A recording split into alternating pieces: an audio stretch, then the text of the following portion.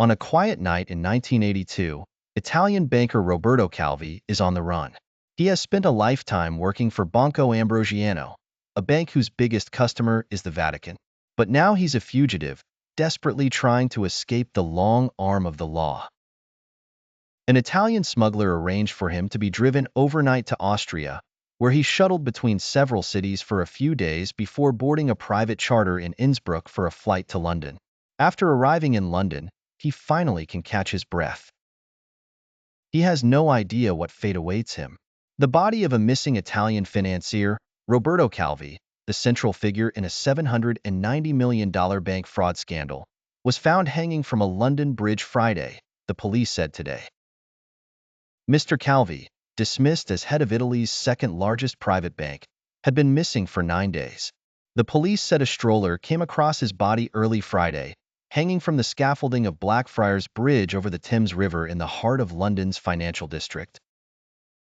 For centuries, the Catholic Church has been a monumental pillar of human history. From the echoing halls of the Vatican to the humblest of rural chapels, its influence has permeated every corner of the globe.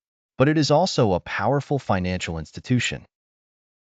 The Vatican owns more than 5,000 church and investment properties around the world, a central office at the Catholic Church revealed for the first time Saturday, according to several news outlets.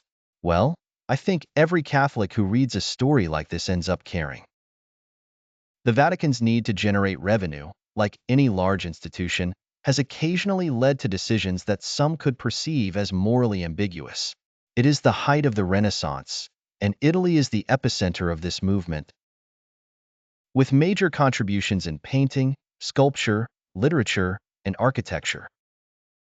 Around this time, the Vatican is a powerful entity in Europe, exerting considerable political power, influencing rulers, and governing a substantial territory in central Italy known as the Papal States. To maintain its power, the Vatican needs an ever-growing source of income.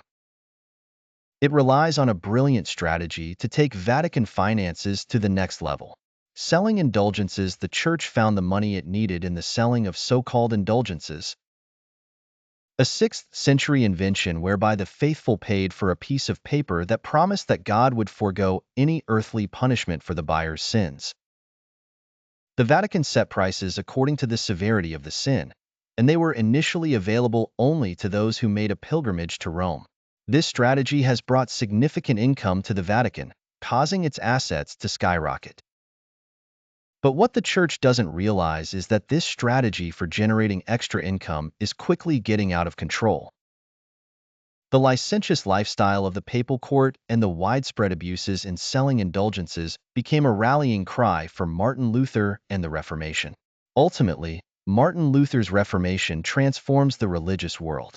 And for the Catholic Church, it also represents a major financial setback. But approaching the end of the 18th century, the Vatican will suffer an even worse financial catastrophe. In 1789, a crisis is brewing in France. After decades of growing anger with the government, a revolution erupts, culminating in the overthrow of the monarchy and the establishment of a republic. Europe is thrown into chaos once again. But one man uses this chaos as a ladder, Napoleon Bonaparte, who rises to power in the aftermath of the revolution. He immediately sees the advantage of controlling the papacy.